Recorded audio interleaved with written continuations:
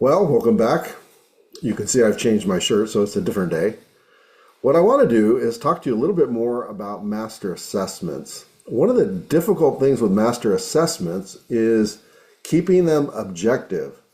And so this video is going to help you to know how to make a master assessment more objective. You'll need to know this as a faculty mentor, as a life mentor, or as a vocational mentor. But it's also very important for the student when they evaluate themselves that they too know how to make the master assessment process much more objective. So that's what I'm going to try to do. I'm going to share with you a PowerPoint and then the actual master assessment submission form to show you how both of those factor in. So let me go ahead and pull up the PowerPoint and then I'll begin to walk through how this works. All right, so pulling up the PowerPoint, I need to then move here to get it to full screen. And there we go. All right, so making master assessments more objective. That is the goal of our time. We want to assess well, and we want to be consistent. And I have done close to 100 master assessments, I would assume, based on the numbers of students I've had and just the numbers that we've done. And this is really, for all the mentors and the students, one of the most difficult concepts to grasp is how do you make this assessment really objective?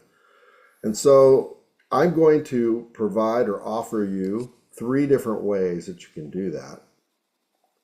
All right, so here's an overview of this process. And if you want to just follow along here, you'll see there are 3 elements to consider for each student's master assessment.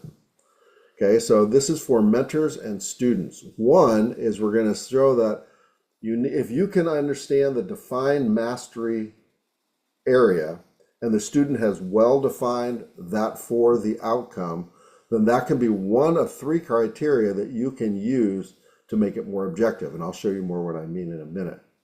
The second is in the area of the proficiency indicators. Just as the defined mastery element is in the journey log, so is the proficiency indicators. And the proficiency indicators or indicators, what these are is it will allow the student or the faculty mentor or the life mentor or the vocational mentor to actually see, did the student accomplish the actual indicators that were set out by KU and the SALT team. And then finally are the student's work. And this is something that's being reviewed primarily by the faculty mentor, and it can be reviewed by the other 2 mentors, or the student can give them an oral explanation of what they've been doing, and that may suffice. But those are the 3 main areas for students and mentors to be able to make it more objective. Now let me go into a little bit more detail. Okay, for mentors and students, we're going to see there's a student section later, and that's why I make the distinction here. All right, so the first one is if you go to the actual journey log, you will find on the journey log, you will find the tabs below we said, and if you go to the one with the green bar under proficiencies and pre-evaluation, you come to this gray area and it's called defined mastery. The defined mastery is essential for you and for the student to understand what is going to be unique for this student in this particular character outcome and the competencies that they want to gain within that character outcome. And so, and we've discussed this earlier, if a student is newer to the faith, then their defined mastery is going to reflect that, because what is mastery for them may be more simple than what it would be for somebody who's been a Christian for longer. And so this defined mastery is essential in trying to evaluate a student and for the student to do a self-evaluation. Once they have defined that, and with the mentor team's help, then that becomes one of the criteria when you actually do the master assessment.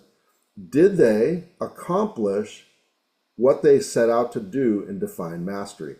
If they did, or if they exceeded it, then you know that they can either get a 3 or a 4 respectively. And so that's the first way, is that they will define it, you will help them define it, and as they do that, then when you come to the master assessment, or when the student comes to the master assessment, then you will make an evaluation. Did they accomplish what they had set out to do that's unique for them, or did they not? Okay, that's the first way, and that's the defined mastery area on the journey log on the tab that's called proficiencies and pre-evaluation. All right, the second way is in the area of indicators. This is on the next tab on in the same journey log.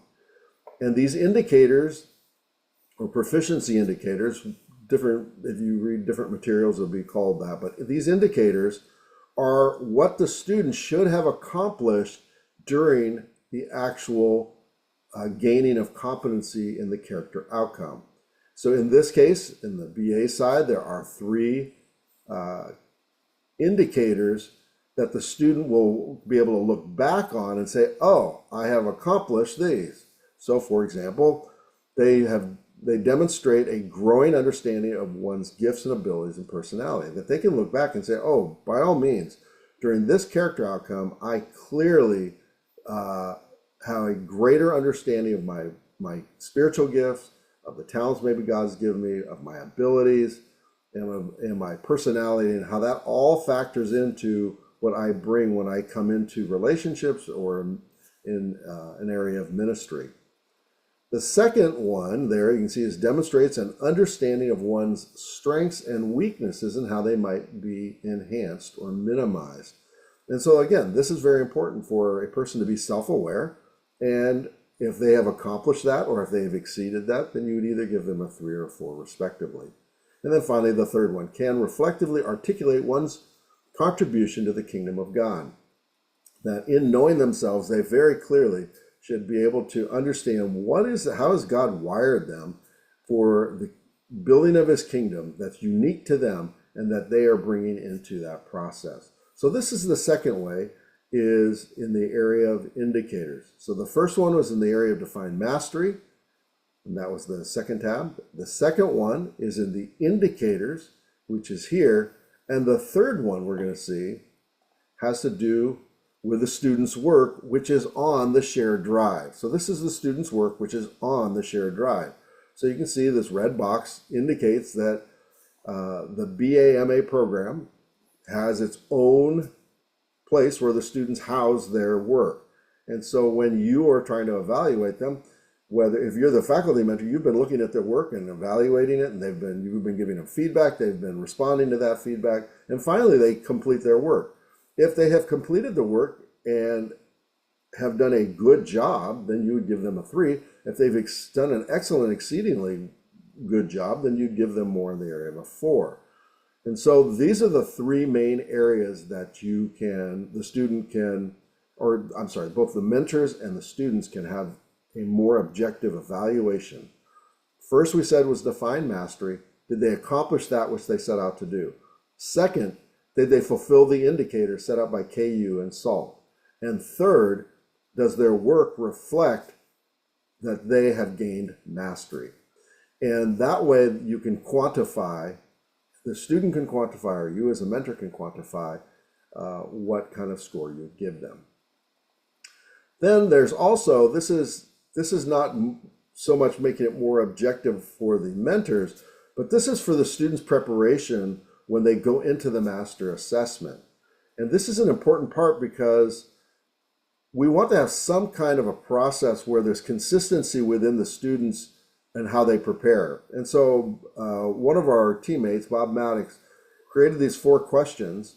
And these 4 questions help to, again, make it a little bit more standard and therefore a little bit more fair across the board when all the mentors are going to be doing master assessments, so that we can have a more consistent product. And so here are your 4 questions. Number 1, what was the character outcome about? 2, what did you learn from this character outcome and the learning experiences that go along with it? 3, how did you apply what you learned from this character outcome and the LEs? And finally, where do you still need to grow? And so this is designed, again, to try to bring consistency to the process, which otherwise it's really going to feel like the end of Judges. Everybody did what was right in their own eyes, and they did the master assessment, and it's not very objective, and therefore it's not very helpful. So hopefully this will help you. And then I want to do one more thing, and I want to show you how you would actually record that here. And so I'm going to go out of the shared screen for just a minute and reshare. And again, this next part is to help you to understand how to use the master assessment submission form and to capture this information. So let me go ahead and share my screen again. And I'll take us to the master assessment submission form. We've already looked at this before, and so this is not new to you, but I want to make sure that you can take the information I just gave you and actually put it into the submission form. So again, we said that this is page 2. This is where all the mentors give their input. And so you have a content score, and you would give that a score, and that's based on the 3 mentors' collective perspective. And then you have a faculty mentor, FM, of A is the student A, LM is your life mentor of student A, and your vocational mentor of student A. They're going to use those 3 criteria we just used to assess the score and to make an evaluation. They'll look at the defined mastery, they will look at the indicators, and then 3, they'll look at the student's work. Then what I would recommend, doesn't have to happen, but let each of the mentors write out exactly why they're doing what they're doing, and then have them send that to you if you're the faculty mentor. And what that will do is then you have their exact words, and you cut and paste that right into this document, and that allows them to be rightly represented. So I'm not trying to interpret what they said or take notes. And it really is, I think it's a better process because it allows the student to know exactly what each mentor said and not my summary of what I think they said. All right, so this is going to happen in the area of character or content. Character, again, you're going to see the same thing, and then craft. And then what happens is we want to look at the student, and when we look at what the student is going to do, they too are going to be sending you their assessment, and again, they're going to score themselves, and they're going to do the key elements, right? So defined mastery, the indicators, and their work. And they're also going to give you the 4 questions, and all of that information can go into their section here. And so hopefully, as you've seen this video has actually helped you to say, oh, I think I can really make this more objective.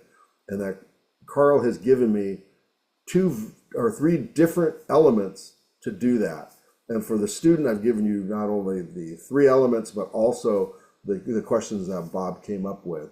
So again, my hope is to make the master assessment process, not only is it a celebration, but it's consistent from country to country, from student to student, from mentor to mentor, and that we have a more consistent and standardized process, and something that you objectively can know that when I gave them this score, there was a reason for that.